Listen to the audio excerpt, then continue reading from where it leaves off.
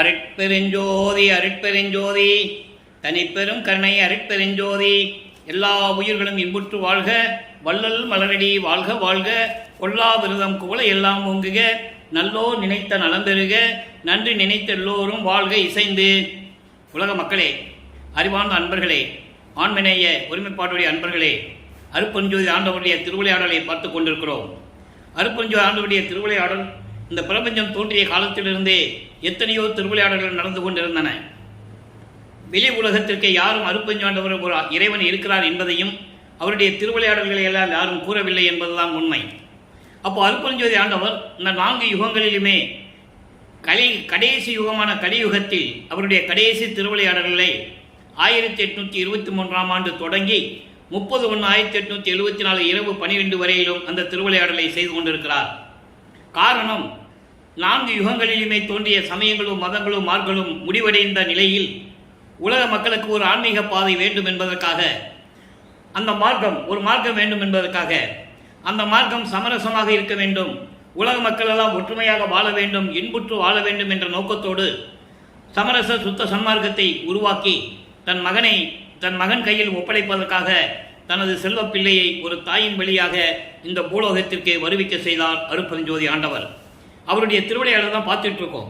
அவருடைய மகனை எப்படி வருவிக்க செய்து, எப்படியெல்லாம் ஒவ்வொரு 8 ஆண்டுகளிலும் எப்படியெல்லாம் திருவிளையாடல் நடத்தி அருளை கொடுத்தார் என்பதை தான் ஒவ்வொரு திருமுறையிலிருந்தும் ஒவ்வொரு பாடலிலிருந்தும் நாம் பார்த்து கொண்டிருக்கிறோம். ஏனென்றால் இந்த சமயங்களும் மதங்களும் மார்க்கங்களும் சூழ்ந்திருந்த காலகட்டங்களில் தன் மகனை அந்த சமயங்களிலும் மதங்களிலும் மார்க்கங்களிலும் இருக்க செய்து அவர் வாயாலேயே இனிமேல் இது உலக மக்களுக்கு தேவையில்லை, எல்லாம் முடிவடைந்த நிலையில் இருந்து கொண்டிருந்தன, எல்லாம் முடிந்து விட்டது, சுத்த சன்மார்க்கத்தை உலக மக்களிடம் சொல்வதற்காக தான் நான் இறைவனால் வருவிக்க விட்டேன் என்ற நிலையை உலக மக்களுக்கு தெரியப்படுத்த வேண்டும். அப்போ இந்த நிலை எப்படி தொடர்கிறது என்பதை தான் திருவிளையாடல் என்ற பதிவிலே நாம் பார்த்து கொண்டிருக்கிறோம். 1ஆம் திருமுறையிலே பதிகம் 6 திருவருள் முறையீடு 85வது பாடல். திருவருள் முறையீடு மொத்தம் 232 பாடல்களை கொண்டது. ஒவ்வொரு பாடலிலும் இந்த சமயங்களும் மதங்களும் மார்க்கங்களும் எல்லாம் சேர்ந்து இறைவனை எப்படி உருவகப்படுத்தின, எப்படியெல்லாம் இறைவனை அழைத்து கொண்டிருந்தார்கள் என்ற நிலையை நமது பிள்ளை பெருமான் அவர்களும் கூறுகிறார். காரணம், அவர் அந்த காலகட்டத்தில் இருந்ததனால் அவர் கூறிதான் ஆக வேண்டும், அது காலத்தின் கட்டாயம். அப்போ நமது பிள்ளை பெருமானவருக்கு சுத்த சன்மார்க்கத்தை பற்றியோ அருட்பெருஞ்சோதி ஆண்டவருடைய நிலையை பற்றியோ அவருக்கு தெரியாது, மறைப்பு நிலையில் இருந்து கொண்டிருக்கிறார். நமது பிள்ளை பெருமானவர்கள் வருவிக்க உற்று 8 ஆண்டுகள் வரையிலும் எந்த நிலையையும் இறைவன் அவருக்கு கொடுக்கவில்லை. 2வது எட்டுக்கு வரும்போது 9வது ஆண்டில் இறைவன் தன் மகனை ஆட்கொண்டு, மகனை நீ என்னால் வருவிக்க உற்றவன், நான் மறுபடியும் உன் முன் தோன்றி அருளை கொடுக்கும் வரை இந்த பூலோகத்தில் இருப்பாயாக என்று சொல்லும்போது, எப்பொழுது அருள் கிடைக்கும் என்ற நிலையில் முன்பருவம் பின்பருவம் காட்டி உனக்கு அருள் செய்வேன் என்று சொல்லி புன்னகையோடு சிரித்து விட்டு மறைந்து விடுகிறார். இந்த பாடலிலே உண்டு, விளக்கங்கள் உண்டு, நம்ம ஏற்கனவே பார்த்துட்டோம். அந்த நிலையில் இருக்கும்போது 9வது ஆண்டில் வருவிக்க உற்ற பிறகு இறைவனால் வருவிக்க உற்றவன் என்ற நிலை மட்டும் அவருக்கு தெரிகிறது, மீதி நிலைகள் எல்லாம் மறைப்பு நிலையில் இருந்து கொண்டிருக்கிறது. அப்போ திருவருள் முறையீடு உதயமாகிறது. ஒவ்வொரு பாடலிலும் எப்படியெல்லாம் விளக்கி கூறுகிறார் என்பதை பார்த்து கொண்டிருக்கிறோம். இன்று 85வது பாடல்.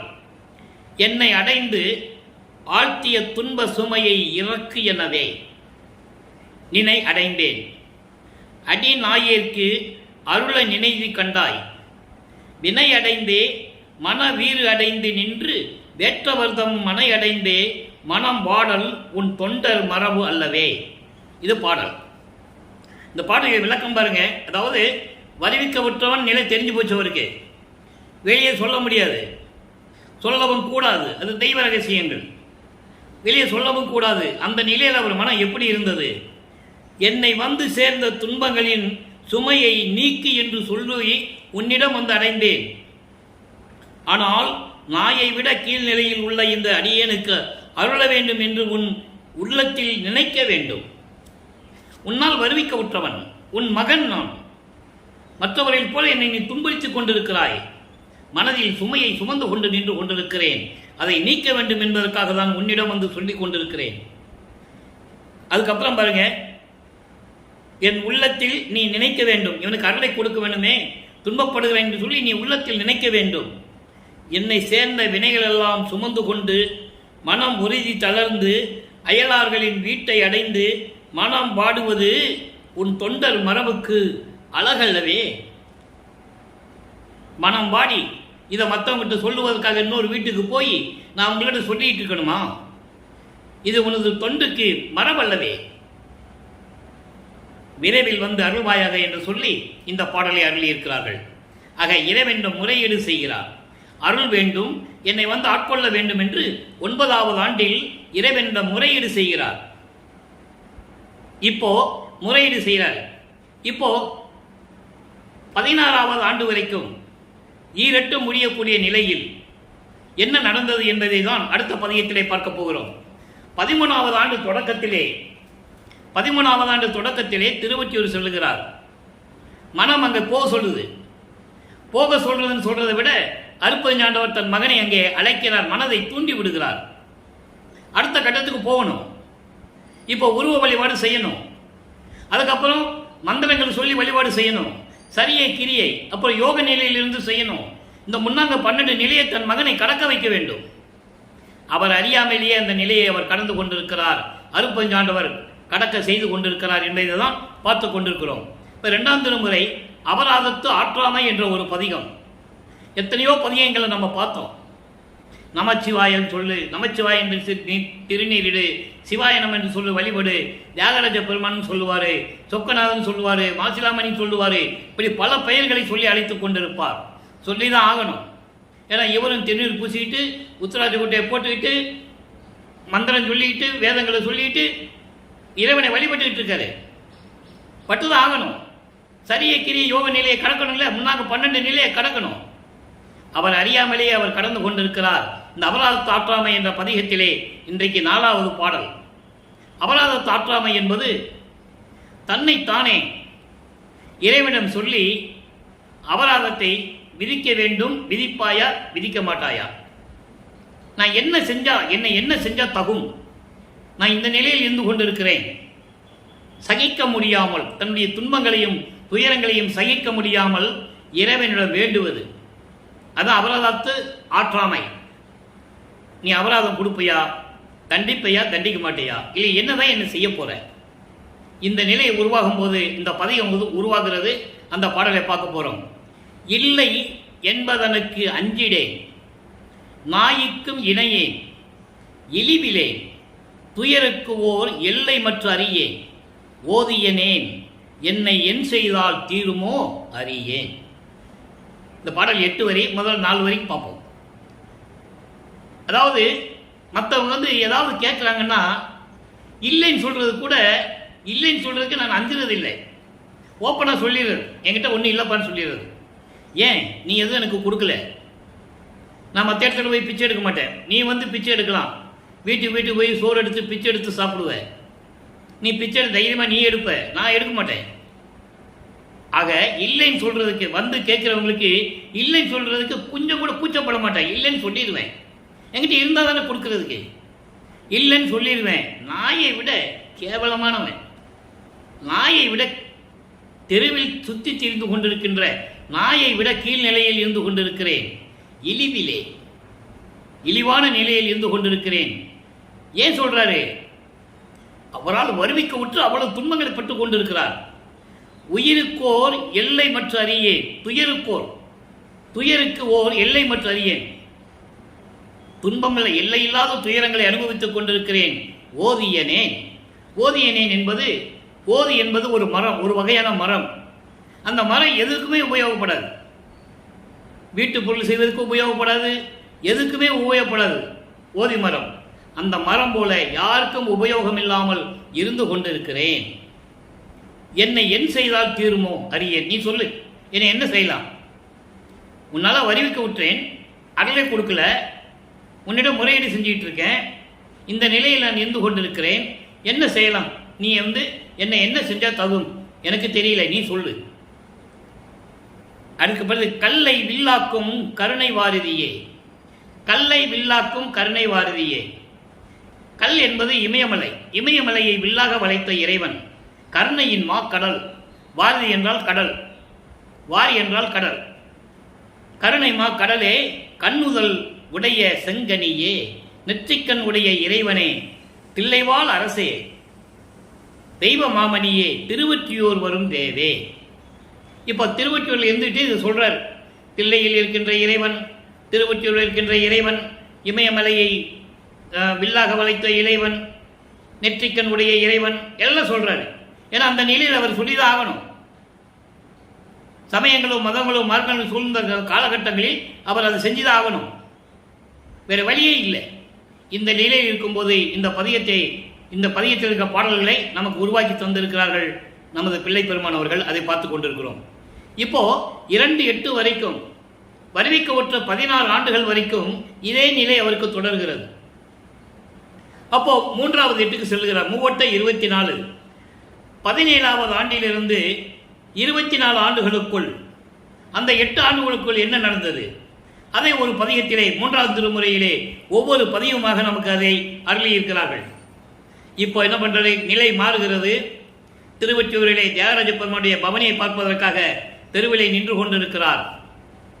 அவருடைய விழாவுதியை பார்க்காமல், திருவிழா வீதியை பார்க்காமல், பவனியை பார்க்காமல் நான் வரமாட்டேன், தூங்க மாட்டேன், சோறு சாப்பிட மாட்டேன், தண்ணி குடிக்க மாட்டேன், கூந்தலில் பூ முடிக்க மாட்டேன், இப்படியெல்லாம் பல பதியங்களை நம்ம பார்த்துட்டோம்.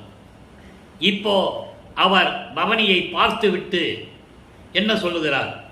இந்த பாடல் எப்படின்னா ஒரு தாய் மகளிடம் சொல்லுவது போல. ஏன்னா இதுக்கு முன்னால தோழியிடையும் தாயிடையும் உள்ளத்தை வர்ணனை செய்து சொல்லுவார். அப்போ இவங்கள உள்ள இவரை கேள்வி கேட்கும். அவனுக்கு திங்கிறதுக்கு சோறு இல்லை, பிச்சை எடுத்துக்கிட்டு இருக்கான், இருக்கிறதுக்கு இடமில்லை, சுடுகாட்டில் போய் படுத்துக்கிட்டு இருக்கான், எலும்புகளையும் மண்டை ஓடுகளையும் எல்லாம் மாலையா போட்டுக்கிட்டு இருக்கான். அவனை போய் நீ காதலிக்குன்னு சொல்றியே, அவனை கட்டி பிடிச்சாவும் மார்பில் அந்த எலும்பும் மண்டை ஓடு தானே இடிக்கும், என்ன சுகத்தை நீ பார்க்க போற? இப்படியெல்லாம் உள்ளம் அவரிடம் கேட்கும். அந்த பதியத்தெல்லாம் நம்ம பார்த்துட்டோம். அப்போ தாய் சொல்றார், நிலை மாறுகிறது, உள்ளம் சொல்லுகிறது. எப்படி சொல்றாரு? ஒரு பொண்ணு கிட்ட தாய் எப்படி சொல்றதுன்னு பார்க்கிறோம். இதனால் உலக மக்களுடைய தெரிவித்த மைய கருத்தை நம்ம பார்க்க போறோம். சேலை நிகர் கண் மகளே, நீ செய்த தவந்தான் செப்பறிதால், மாலை அயனை வானவரை வருத்தும்படிக்கு மதித்து எழுந்த வேலை விடத்தை மிடற்று அணிந்தார், வீட்டு நெறியாம் அரசியல் செங்கோலை அளித்தார், அவர் தம்மை கூடி உடலம் குளிர்ந்தனையே. இப்போ நிலைகள் மாறும்போது உள்ளம் மகளிடம் சொல்லுகிறது, தாய் மகளிடம் சொல்லுவது போல உலக மக்களுக்கு சொல்றார். இதனுடைய முதல்ல பொருளை பார்ப்போம். மீன் போன்று அழகான கண்கள் உடைய என் அழகான மகளே, நீ செய்த தவத்தை சொல்லுவதற்கு யாராலையும் முடியாது சென்ற யுகங்களிலே. அப்போ திருமாலும் பிரம்மனும் வானவர்கள் வருந்தும்படி பார்க்கடலிலிருந்து அமுதம் எடுப்பதற்காக கடையும் போது பாம்பு அந்த அமுதத்திலே விஷத்தை கக்குகிறது, விஷத்தை உமிழ்கிறது. என்ன செய்வதென்று தெரியாமல் முடித்துக் கொண்டிருக்கிறார்கள். வருந்தி இறைவனை போற்றி வணங்கி கொண்டிருக்கிறார்கள். இறைவா, இதை எப்படி செய்வது என்று எங்களுக்கு தெரியவில்லை, எங்கள் உயிரை காப்பாற்றுவாயாக என்று வணங்கும் போது சிவபெருமான் அந்த அமுதத்தை தான் உண்டு, அந்த விஷ அமுதத்தை தான் உண்டு கழுத்திலே நிறுத்தி கொண்டார். அதான் சொல்ற, மிடற்று அணிந்தார். அப்படி விஷத்தை இவர் உண்டு தேவர்களை காப்பாற்றியவர், அவருடைய மனைவிகளுடைய திருமாங்கல்யத்தை காப்பாற்றியவர் என்றெல்லாம் சொல்லுவார். அந்த பாடலாம் நம்ம பார்க்க போறோம். அப்போ இப்படியெல்லாம் அந்த விஷத்தை உண்டு அணிந்த இறைவன், அப்படிப்பட்ட இறைவன் மீண்டும் அவர்களுக்கு அரசாட்சியை கொடுத்து, அப்படி என்றாலும் ஒரு சூட்சமமான விளக்கம் இருக்கிறது. அரக்கர்களை அழித்து அரக்கர்களால் துன்பட்டுக் கொண்டிருந்த வானவர்களை காப்பாற்றுவதற்காக தான் அமுதம் கிடைக்கிறார்கள். அந்த அமுதத்திலேயே விஷம் வந்துருச்சு. அந்த பாம்பு, அரக்கன் ஒரு பாம்பு உருவெடுத்து இருந்ததுனால அந்த விஷத்தை அதில் கக்குறான். அதை இவர் சாப்பிட்டாரு. அப்ப எல்லாரையும் காப்பாற்றிட்டாரு. மீண்டும் அரசியல், அதாவது அந்த அரசாட்சிக்காக செங்கோல் ஆட்சியை கொடுத்து நீங்கள் ஆட்சி செய்யுங்கள் என்று சொல்லி அளித்தார். அப்படிப்பட்ட இறைவனை நீ பவனி பார்த்து உனது உடலும் உள்ளமும் குளிர்ந்தனையே என்று சொல்கிறார். அப்போ இதான் உலக மக்களுக்கு என்ன சொல்றாரு? உலக மக்களே, நான் வருவிக்க 24 ஆண்டுகள் வரையிலும் நான் பட்ட துன்பங்களும் துயரங்களும் சொல்ல முடியாதது. நமக்கு சொல்லுவதற்காக தான் திருவருட்பவை நமக்கு அருளினார்கள். அந்த நிலையை யாரும் இதுவரை மக்களிடம் சொல்லவில்லை என்பதுதான் வேதனையான விஷயம். வல்லப்பெருமான்கள் வருவிக்க விட்டு 202 ஆண்டுகள் ஆகிவிட்டது. அவருடைய அருள் தன்மை, அவருடைய இறைநிலையை யார் சொன்னது? பொதுப்படையாக பேசினார்களே தவிர உண்மை நிலையை யாரும் மக்களிடம் கொண்டு போய் சேர்க்கவில்லை என்பதுதான் வேதனையான விஷயம். அப்போ அந்த நிலையில் இருக்கும்போது உலக மக்களே, நான் தியாகராஜ பெருமானை, நாம் பவனியை பார்த்து உள்ளமும் உடலும் குளிர்ந்தேன். எப்படிப்பட்ட இறைவன்! பார்க்கடலை கடையும் போது அமுதத்திலே ஏற்பட்ட விஷத்தை தான் உண்டு தேவர்களை காப்பாற்றி மீண்டும் அவருக்கு அருளாட்சியை கொடுத்தவர். அப்படிப்பட்ட இறைவனுடைய பவனியை கண்டு நான் மகிழ்ந்தேன். பவனியை கண்டாறு மகிழ்ந்தான், உடலும் குளிர்ந்தது. இதோட அந்த வேலை முடிஞ்சது. இது வரைக்கும் வருவிக்கப்பட்டு 24 ஆண்டுகள் வரைக்கும் அந்த நிலை தான் தொடர்ந்துகிட்டு இருக்கு. அதுக்கப்புறம் 4வது எட்டில் போகும்போது 4×8 = 32, 24வது ஆண்டிலிருந்து 32 ஆண்டுகளுக்குள் என்ன நடந்தது தான் இப்போ நம்ம பார்க்க போகிறோம். இறைவன் எப்படி வந்தார், எப்படி அருளை கொடுக்குறாருன்னு நம்ம பார்க்க போகிறோம். அப்போது 27வது ஆண்டில் தனக்கோடி அம்மையாருக்கு திருமாங்கல்யம் பூட்டி அந்த அம்மாருக்கு மோட்ச வீட்டை காட்டி விமோசனத்தை கொடுத்தது திருவருட்பாவிலே பாடல்களிலே உண்டு. அப்போது அந்த திருமணத்தின் போது எல்லாரும் வந்து வீற்றிருக்கிறார்கள். தன்னுடைய தாயும் தந்தையும் வரவில்லை என்று ஏங்குகிறார். மனம் துன்பப்பட்டது என்று சொல்லுகிறார். இப்போ இந்த நிலையில் இருக்கும்போது 32 ஆண்டுகளுக்குள், 25வது ஆண்டிலிருந்து 32 ஆண்டுகளுக்குள் இருக்கும்போது அவருக்கு தெரியும் சுத்த சன்மார்க்கம் தந்தையிடம் இருப்பது தெரியும். அதை வாங்க வேண்டும் என்ற நிலை அவருக்கு புரியும். அப்போ அருட்பெருஞ் ஆண்டவர் இறைவன் என்றவருக்கு தெரியும். இருந்தாலும் அவர் சொல்லவில்லை. அந்த பாடலை தான் நம்ம பார்க்க போகிறோம். ஏன்னா காலங்கள் இருக்கிறது. சுத்த சன்மார்க்கத்தை வாங்கின பிறகு அது அவரால் சொல்ல முடியும். அதனால் அருட்பிரகாசமாலை என்ற பாடலிலே 10வது பாடல் இன்னைக்கு நம்ம பார்க்குறோம். நல்லா கவனிங்க. எப்படி இவரை தேடி வருகிறார். அன்று அகத்தே அடி வருந்த நடந்து, அன்று அகத்தே அடி வருந்த நடந்து என்னை அழைத்து இங்கு அஞ்சாதே மகனே. நல்லா கவனிக்கணும். இப்போதான் இறைவனுடைய திருவிளையாடல் உச்சகட்டத்துக்கு வந்து கொண்டிருக்கிறது. அஞ்சாத மகனே என்று அளித்தனை ஒன்று. அந்த ஒன்று என்பது அருள்கொடை. நீங்க அப்படியே ஞாபகம் வச்சுக்காங்க. என்ன அருள்கொடை என்பது பின்னால் விளக்கம் வரும். அப்ப நம்ம பார்த்தா போதும். அருள்கொடையை கொடுத்தார். அதனை துன்று அகத்து சிறியேன். துன்று என்பது அதாவது அறியாமை அடர்ந்த உள்ளம் கொண்ட அந்த என்னுடைய உள்ளத்தில் அறியாமை சூழ்ந்து கொண்டிருந்தது என்று சொல்லுகிறார். அதனால்தான் துன்று என்று சொல்லுகிறார். துன்று அகத்து சிறிய நான் அறியாது வரிதே சுழன்றது கண்டு இறங்கி மிக துணிந்து மகிழ்விப்பான். இன்று, அன்று சொல்லிட்டார்ல, இப்போ இன்று அகத்தே புகுந்தருளி எனக்கு அதனை தெரிவித்து இன்புற செய்தருளிய நின் இரக்கம் எவருக்கு உள்ளதோ. மன்றகத்து நடம்புரிந்து வயங்கும் குருவே, வல்லவரெல்லாம் வணங்கும் நல்ல பரம்பொருளே. இது பாடல். இப்போ பாருங்க, அன்று ஒரு நாள் இரவிலே என்னை தேடி உன்னுடைய திருவடிகள் வருந்தும்படி மண்ணிலே கால் பதித்து நடந்து வந்து என்னை அழைத்து, இந்த பூலோகத்தில் நீ பட்ட துன்பங்கள் போது மகனே, அஞ்சாதே மகனே என்று எனக்கு ஒன்று அளித்தாய். அந்த ஒன்று என்பது அருள்கொடை. அதனை துன்று அகத்து சிறிய நான் அறியாது வரிதே.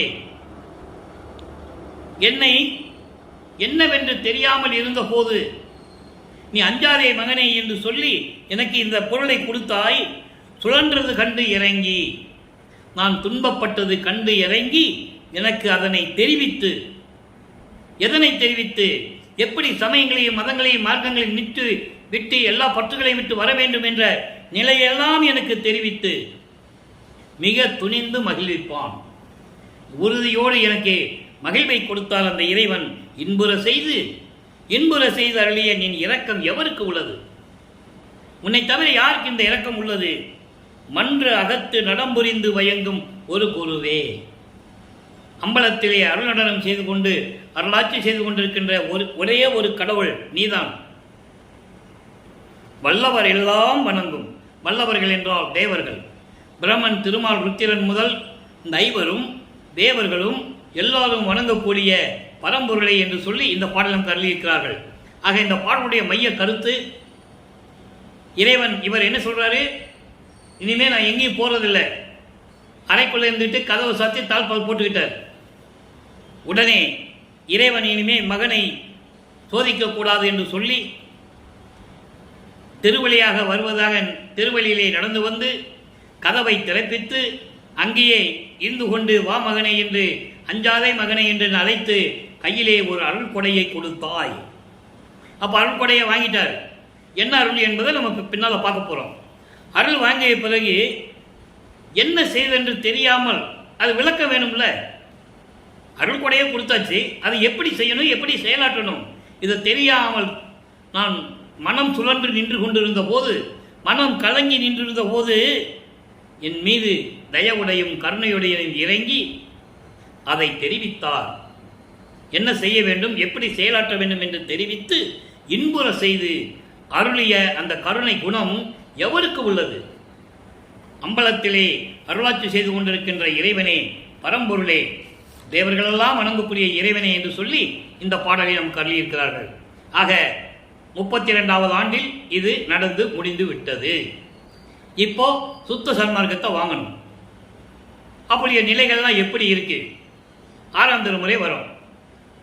பதிகம் 32 அருப்பெருஞ்சோதி என் ஆண்டவர், இறுதி பாடல் 10வது பாடல். அந்த பதிகம் மொத்தம் 10 பாடல்களை கொண்டது. இப்போ என்ன சொன்னாரு? தில்லையில் இருக்கின்ற இறைவன், தியாகராஜ பெருமான், சிவபெருமான், நெற்றிக்கண் உடைய இறைவன், அப்படியெல்லாம் சொல்லுவார். ஏன்னா சமயங்களும் மதங்களும் மார்க்கங்களும் இறைவனை அப்படிதான் உருவகப்படுத்தின. அவங்க சைவ சமயத்தினுடைய தலைவர்கள் என்பதை அப்பா அவரும் சொல்றார். காரணம், அப்படி இருந்தது ஆகணும், அது காலத்தின் கட்டாயம். இப்போ சுத்த சன்மார்க்கத்தை வாங்கின பிறகு அருப்பெருஞ்சோதி என் ஆண்டவர் என்று சொல்லுவார். அப்போ ஆதியும் மந்தம் இல்லாத இறைவன் அருப்பெருஞ்சோதி என்பதை 6ஆம் திருமுறையிலே நீங்கள் தெளிவாக பார்க்கலாம். அது என்ன சொல்றாருன்னு பார்ப்போம். இருள் சாதி தத்துவ சாத்திர குப்பை இருவாய்ப்பு புஞ்சையில் எருவாக்கி போட்டு. நல்லா கவனிக்கணும். அறியாமை எழிய இந்த ஜாதிகள், தத்துவ சேட்டைகள், சாத்திர குப்பைகள் இருவாய்ப்பு புஞ்சையில், நஞ்சை புஞ்சை என்ற அந்த புரிஞ்சையில் போட்டு எருவாக்கி போட்டு, எருவா போட்டுன்ட்டார். அது ஒன்றும் புரோஜனம் இல்லைன்ட்டார். ஏன்னா சுத்த சன்மார்க்கத்தை வாங்கின பிறகு அதான் சொல்லணும். சுத்த சன்மார்க்கத்துக்கு இது தேவையில்லை. ஜாதி, மதம், சமயம், அந்த மார்க்கங்கள், சங்கற்ப விகற்பங்கள் எதுவுமே தேவையில்லை. ஏன்னா அகவல்ல அதை சொல்றாரு. சாதியும் மதமும் சமயமும் பொய் என ஆதியில் உணர்த்திய அருப்பெருஞ்சோதி. சாதியை மதமும் சமயமும் காணா ஆதி அநாதையாம் அருப்பெருஞ்சோதி. வெளியே யாரும் சொல்லலை இந்த பிரபஞ்சத்தில். அதை சொல்லுவதற்காக தான் இந்த பூலோகத்திற்கு நமது பிள்ளை பெருமான் அவர்கள் வருவிக்க விட்டார் என்பதை இங்கே நான் பதிவு செய்ய கடமைப்பட்டிருக்கிறேன். ஆக இந்த ஜாதி, அறியாமையில் இருக்கின்ற இந்த ஜாதி தத்துவ சேட்டைகள், சாத்திர குப்பைகள் எல்லாம் நஞ்சையிலும் புஞ்சையிலும் எருவாக்கி போட்டு, எருவாக்கி போட்டு போய் குப்பையில போட்டு மருள் சாதி சமயங்கள் மதங்கள் சொல்லிட்டாரா? அங்க தத்துவங்கள், சாத்திர குப்பைகள், ஜாதிகள் எல்லாம் சொல்லுவார். இங்கே மாயைகளையும் மயக்கங்களையும் உடைய இந்த சமயங்கள் மதங்கள், சைவ சமயம், வைஷ்ணவ சமயம் எல்லாமே திருவெட்பாவில் இருக்கின்ற உண்மை. அன்பர்களே, வேண்டுமென்றோ பொய்யாகவோ சொல்லுவதற்கு இல்லை. இது என்னுடைய விளக்கமே இல்லை, இறைவன் விளக்கம். சமயங்களும் மதங்களும் அந்த மார்க்கங்களும் எல்லாம் சிரம வழக்கு எல்லாம், அதனால் ஏற்பட்ட கொடிய வழக்குகள், சண்டை சச்சரவுகள், ஒருத்தருக்கு ஒருத்தர் சண்டை போட்டுக்கிட்டு சைவம் பெரியது, வைணவம் பெரியது, கௌபாரம் பெரியது, காணபத்தியம் பெரியது, சௌரம், சாகதம், இப்படி ஒன்றுக்கு ஒன்று சண்டை போட்டுக்கிட்டு இருந்தாங்க. புராணங்களிலே உண்டு. மார்க்கங்கள், கலங்க மார்க்கம், திராவக மார்க்கம், நவநீத மார்க்கம், பஸ்ம மார்க்கம், சத்புத்திர மார்க்கம், சக மார்க்கம், சமய மார்க்கம், இப்படியெல்லாம் நிறைய மார்க்கங்கள் இருந்தன. அந்த மார்க்கங்கள் எல்லாம் ஒன்று கொண்டு சண்டை போட்டுக்கொண்டு சமணர்கள் வைஷ்ணவர்களை தாக்குவது, அதில் தாக்கி வெளியே வந்தவர் தான் திருநாவுக்கரசர். தூக்கி கல் ஆற்றுல போட்டாங்க. சிவபெருமான் காப்பாற்றி கொண்டு வர்றாரு. அதனால தான் அவருக்கு பேர் அப்பர். அப்பு என்றால் நீர், அதனால அவருக்கு பேர் அப்பர்னு வந்தது. இப்படி நிலைகள் நிறைய உண்டு. இவற்றை எல்லாம் என்ன சொல்றாரு? இப்படிப்பட்ட வழக்குகள் எல்லாம் குழி தோண்டி அதில் இதை போட்டு மண் மூடி போட்டு, மண்ணை வச்சு மூடிடணும். மண்ணை வச்சு மூடினா அதோட முடிஞ்சு போச்சு. மண் மூடி போட்டு தெருள் சாரும் சுத்த சன்மார்க்க நன்னீதி சிறந்து விளங்க. சுத்த சன்மார்க்கம் என்ற நல்ல மார்க்கம், உலக மக்களுக்கு தேவையான மார்க்கம் சிறந்து விளங்க ஓர் சிற்றவை காட்டும் அருப்பெருஞ்சோதி வீதியில் ஆட செய்தீரே. அருப்பெருஞ்சோதி என் ஆண்டவர் நீரே. ஆக சமயங்களையும் மதங்களையும் மார்க்கங்களையெல்லாம் விட்டு உலக மக்களே நீங்க வெளியே வாங்கன்ற, அதெல்லாம் குடி தோண்டி புதைச்சிருங்க, தேவையில்லை. இனிமே யாருக்கு தேவை? அது தேவையே இல்லை. ஒரே சண்டை சச்சரவுகள், மக்கள் நிம்மதியாகவே இருக்க முடியல உலக மக்கள். அதனால உலக மக்களை சுத்த சன்மார்க்கத்துக்கு வாங்க.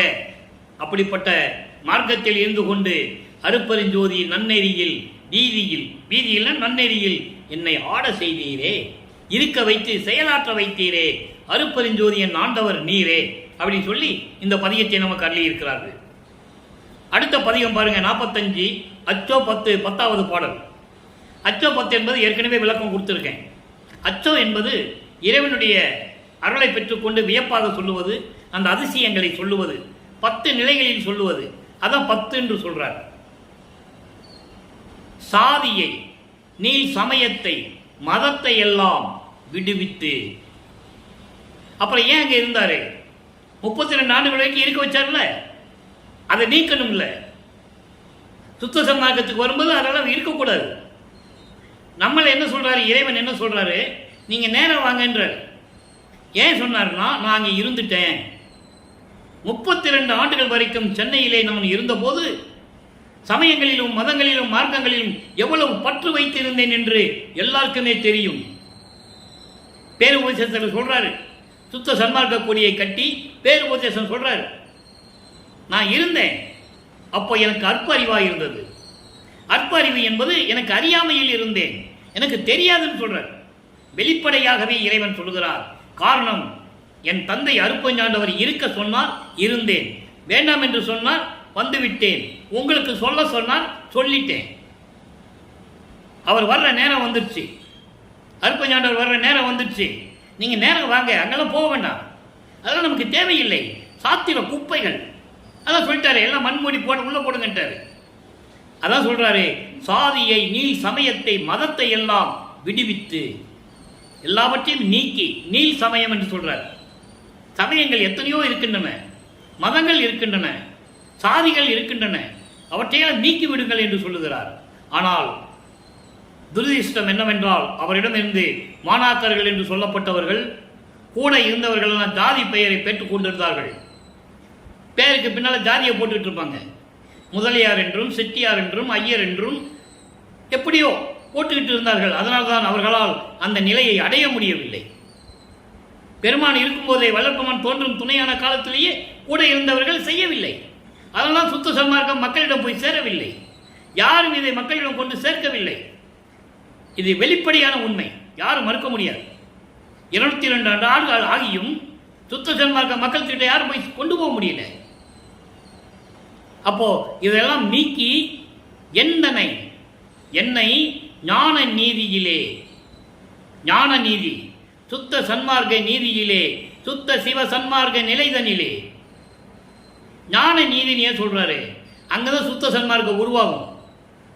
சரிய கிரிய யோகம், இந்த முன்னாங்க 12 நிலைகளும் சமயங்களையும் மதங்களையும் மார்க்கங்களையும் சேர்ந்தது.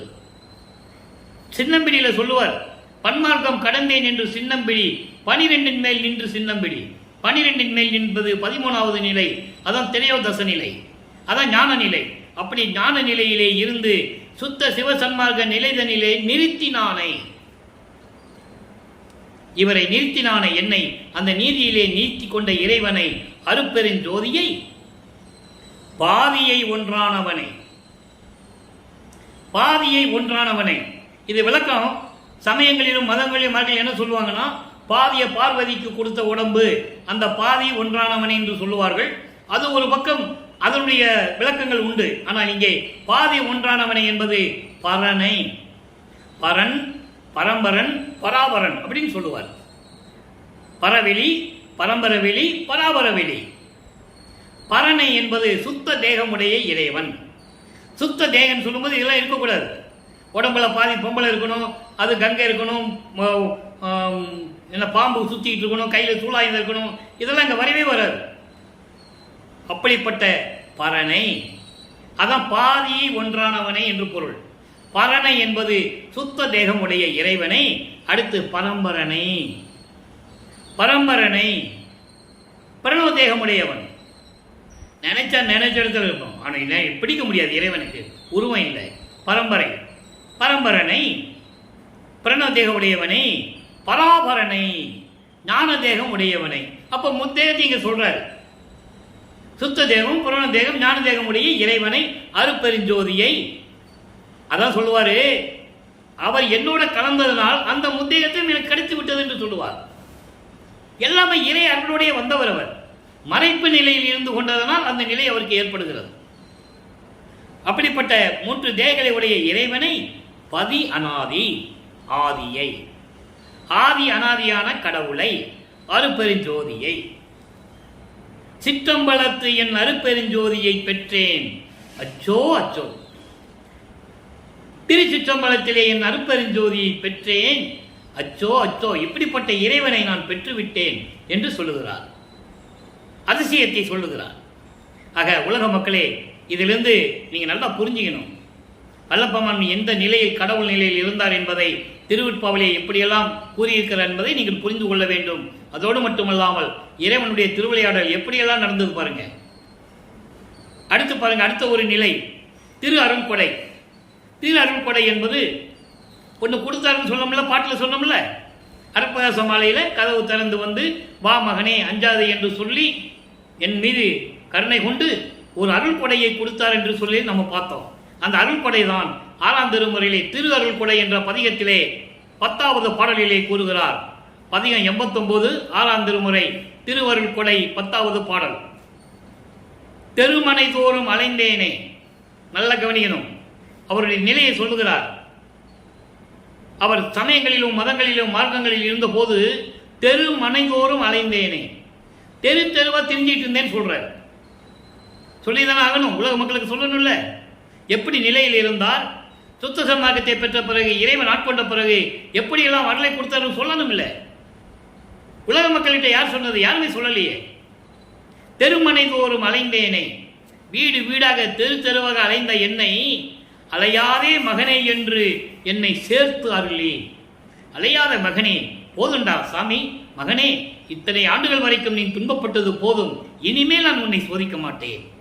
நேரம் வந்து விட்டது, எல்லாரையும் உனக்கு கொடுக்கக்கூடிய நேரம் வந்து விட்டது மகனே என்று சொல்லி கட்டி அணைத்து, அதான் சேர்த்துன்னு சொல்றாரு, கட்டி அணைத்து கொஞ்சி தழுவி மகனை அருளி அருள் ஒளியால் 5 செய்ய பணித்து.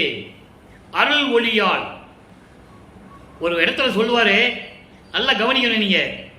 அந்த பாடலெல்லாம் நம்ம பின்னால பார்க்க போறோம். இந்த விளக்கத்தை மட்டும் மனசுல வச்சுக்கங்க. இந்த பிரம்மன், திருமால், ருத்திரன் எல்லாரும் சரி, அருகர்கள். அருகர்கள்னா விண்ணுலகத்திலிருந்து பூலோகத்துக்கு அனுப்பப்பட்ட இறை தூதர்கள்.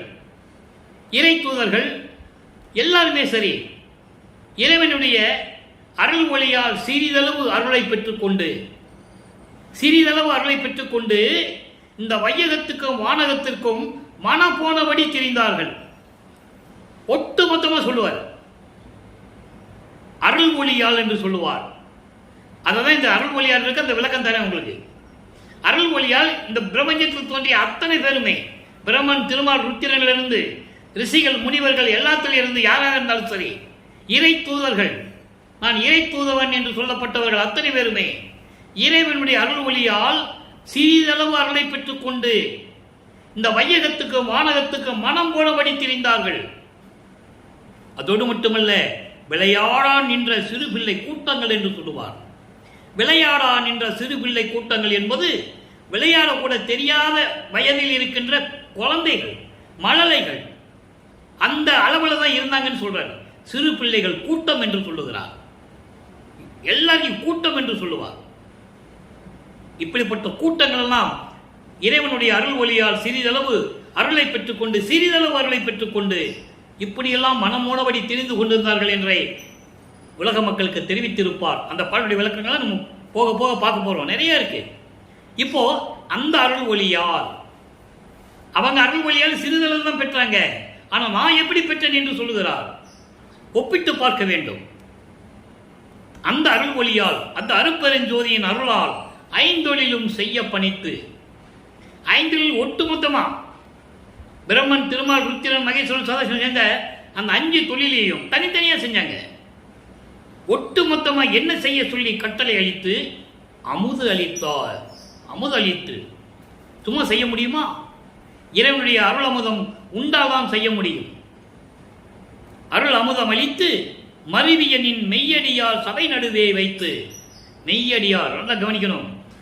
4ஆம் திருமுறை வரைக்கும் 5ஆம் திருமுறை வரைக்கும் அடியார்கள் தான் சொல்லுவார். சுத்த சன்மார்க்கத்து வரும்போது மெய்யடியார் என்று சொல்லுவார். சுத்த சன்மார்க்கத்தை சேர்ந்தவர்கள், சுத்த சன்மார்க்கத்தை கையில் ஏந்தி கொண்டு வாழ்ந்து கொண்டிருக்கின்ற அன்பர்கள், சாதுக்கள், அவங்க தான் மெய்யடியார் இறைவனுக்கு, வேறு யாரும் கிடையாது. அப்படி மெய்யடியார் சபையிலே என்னை நிறுத்தி, நடுவே நிறுத்தி அழியா திருவழித்து சொல்லிட்டாரா. அங்க முத்தேகத்தை எப்படி சொன்னாரு? புரோண தேகம், பரம்பரனை, பராபரனை, பரனைன்னு சொல்லுவாரு. அந்த அழியா தேகம் முத்தேகத்தையும் தனக்கு கொடுத்து, இவ்வளவு அற்புதம் பாருங்க. யார் சொன்னது? யாருமே சொல்லலை. பிரபஞ்சம் தோன்றிய காலத்திலிருந்து எந்த முனிவன ரிஷியும் நான் முத்தேகத்தை பெற்றுக்கொண்டேன், இறைவனிடம் கலந்து கொண்டேன் யார் சொன்னது? எல்லா 5 பூதங்களோட கலந்தார்கள். காற்றிலே கலந்தார்கள், நெருப்பிலே கலந்தார்கள், மண்ணிலே கலந்தார்கள், தண்ணீரில் கலந்தார்கள். எல்லா 5 பூதங்களோட கலந்தவர்கள் ஜீவசமாதி அடைந்தார்கள், முத்தி அடைந்தார்கள். ஞான சித்திக்கு யார் வந்தது? அதான் 64வது பதியம் திருவுந்தியார்ல 10வது பாடல்ல சொல்லுவாரு, முத்தியை பெற்றேன், அம்முத்தியினால் ஞான சித்தியை உற்றேன் என்று உந்திப்பற, சித்தன் ஆனேன் என்று உந்திப்பற. சித்தன் என்பது கடவுள். நான் கடவுள் ஆயிட்டேன்னு சொல்றாரு. உங்ககிட்ட யாராவது சொல்லியிருக்காங்களா அவர் கடவுள்னு சொல்லி? ஒரு ஆள் கூட சொல்ல முடியாது. அப்போ அப்படி நீ அடியார் சபையை நிறுத்தி எனக்கு அழியா திருவழித்து முத்தேகத்தையும் கொடுத்து வளர்க்கின்றாய், சிற்சபையில் நடிக்கின்றாய். அப்போ திரு அருள் கொடை என்ன தெரிஞ்சு போச்சா? அந்த அருள் கொடையை கொடுக்கிறார். ஒவ்வொரு நாளும் ஒன்று கொடுத்தார் 100 பாடல் இருக்கு. நீங்க நம்ம 11வது பாடல் தான் பார்த்துருக்கோம். நீ 89 பாடல் பார்க்கணும். ஒவ்வொரு பாடலையும் ஒன்று கொடுத்தார்னு சொல்லுவாரு. அந்த ஒன்று என்னதுன்றது ஒவ்வொரு பாடலின் மூலமாக 6ஆம் திருமுறையிலிருந்து நம்ம எடுத்து சொல்லிட்டு இருக்கோம். இறைவனுடைய தயவாலயம் கருணையாலையும் அதை சொல்லிட்டு இருக்கோம். அந்த ஒன்றுனா என்ன, அது எப்படிப்பட்ட அருள் கொடை? இப்போ ஒன்றுன்னு சொன்னது திரு அருள் கொடை. 5 தொழில்களை செய்யக்கூடிய ஒரு அருள் கொடை. ஆக்கி அழித்தல் முதலாம் ஒரு தொழில் 5ஐயும் தேக்கி அமுது நீசை என்றான். தூக்கி எடுத்தான், அணைத்தான், இரவாத தேகம் கொடுத்தான், சிற்றம்பலத்து என் அன்கோன்னு சொல்லுவார். அற்புதமா இருக்கும். அப்படி 5 தொழிலையும் கொடுத்து, நீ அழியாத தேகத்தை கொடுத்து மெய்யடியா சபையின் நடுவே நிறுத்தி என்னை வளர்க்கின்றாய், தெய்வமாக வளர்க்கின்றாய் கூட சொல்லுவார். சிற்றபையில் நடிக்கின்றாய். அடுத்து அனுபவ சித்தி கடைசி பாடல் 11வது பாடல். இன்றோடு அந்த பதிகம் முடிகிறது. பதிகம் 91. அடுத்து வேற பதிகம் இருக்கு. ஒவ்வொரு பாடலுக்கும் ஒரு பதிகத்தில் கொடுத்திருக்கிறார்.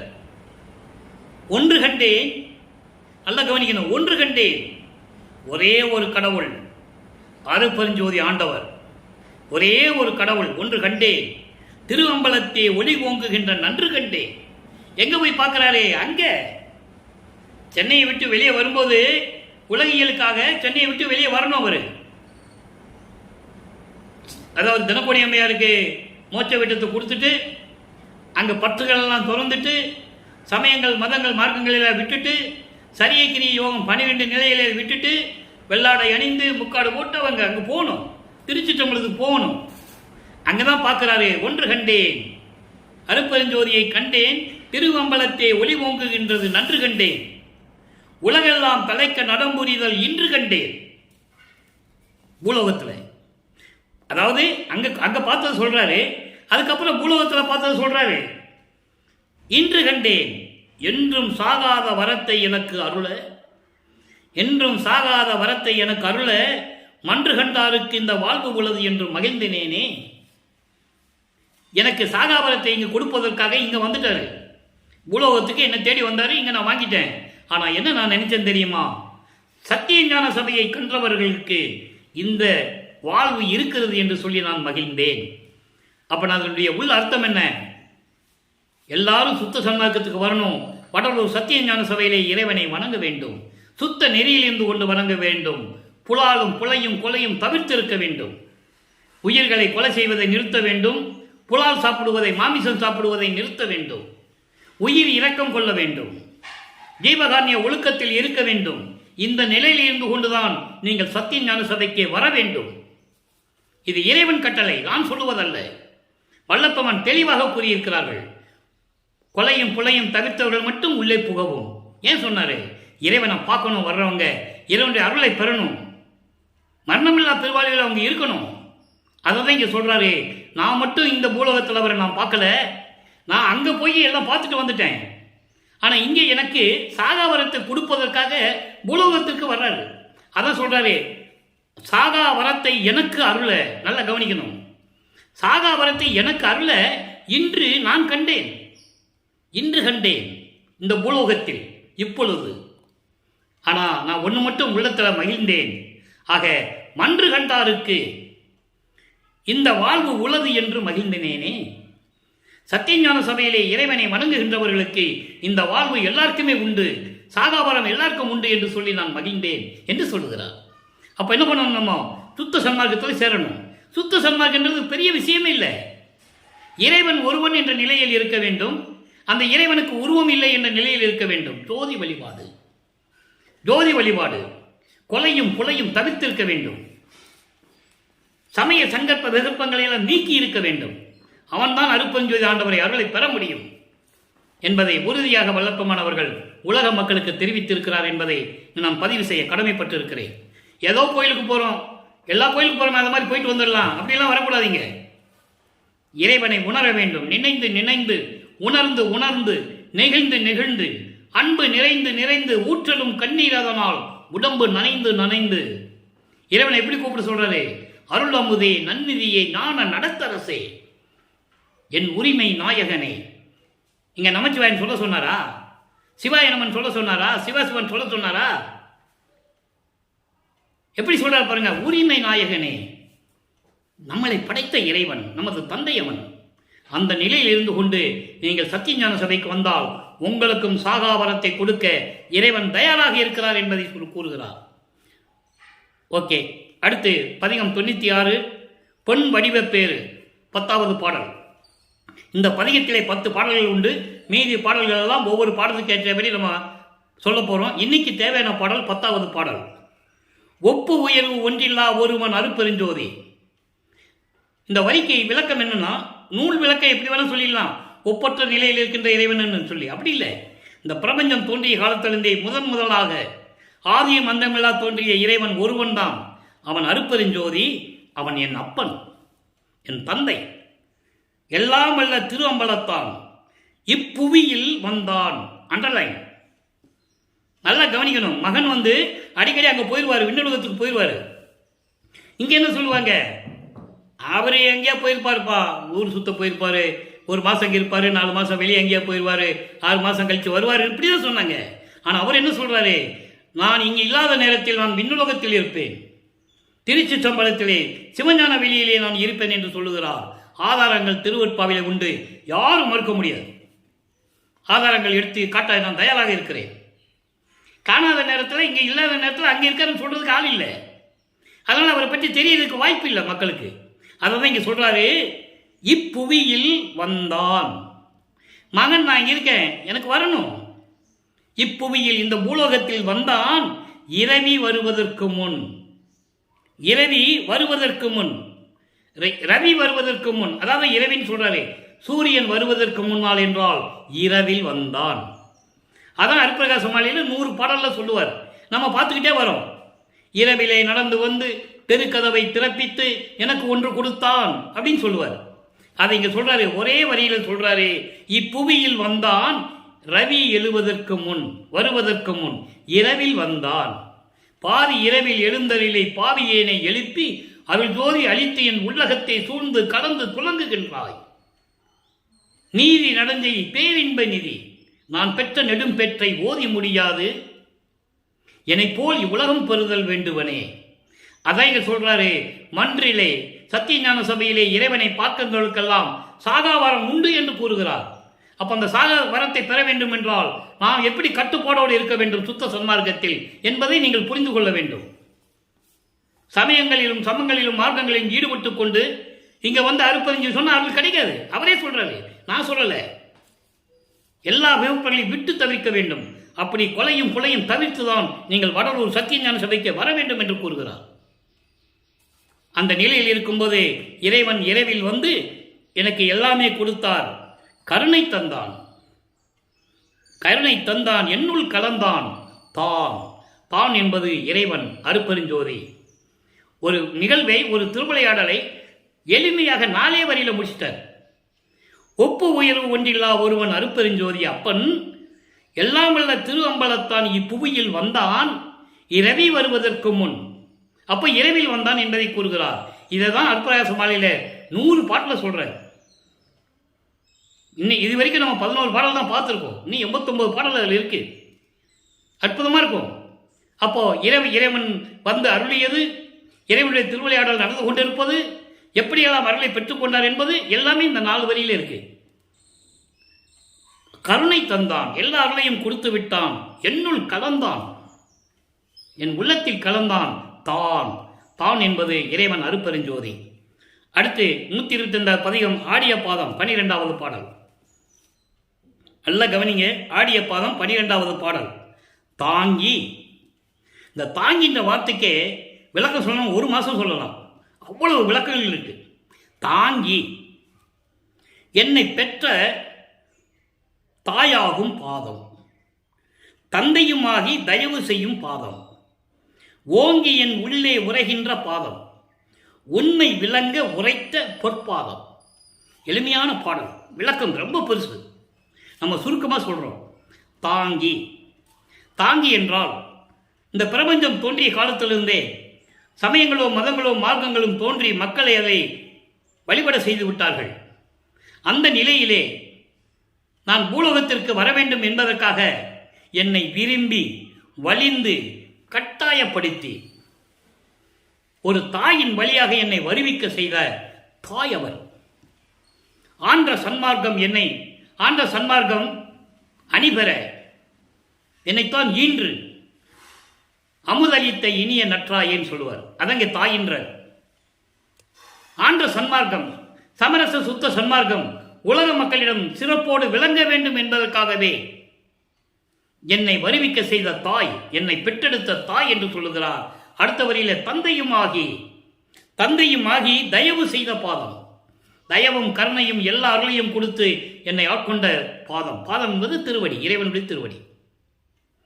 அகத்தை கருத்து புறத்தை வெளுத்திருந்த உலக அனைவரையும் சகத்தை திருத்தி சமயங்களிலும் மதங்களிலும் மார்க்கங்களில் ஈடுபட்டு கொண்டு தீய செயல்களை செய்து கொண்டு மக்களை துன்புறுத்திக் கொண்டு வலியுறுத்தி நடித்துக் கொண்டிருந்த இந்த நிலைகளெல்லாம் மாற வேண்டும்.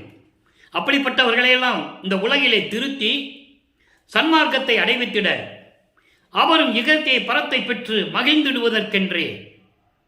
சுத்த சன்மார்க்கத்துக்கு வந்தால் எல்லாம் கிடைக்கும், இல்லைன்னா கிடைக்காது. மகிழ்ந்திடுவதற்கென்ற என்னை உகத்தே இறைவன் வருவிக்க உற்றேன், அருளை பெற்றேனே. வருவிக்க உற்றேன், அருளை பெற்றேனே. ஏன் அருளை பெற்றேனேன்னு சொன்னாரு? உலகியலிலே ஒரு தாயின் வழியாக வந்ததனால், உலக மக்களிடையே இந்த பூலோகத்திலே இருந்ததனால் நான் இப்படியெல்லாம் நடத்தப்பட்டு இறைவனால் நான் அடைந்த துயரங்கள் துன்பங்கள் கொஞ்சம் நெஞ்சமல்ல.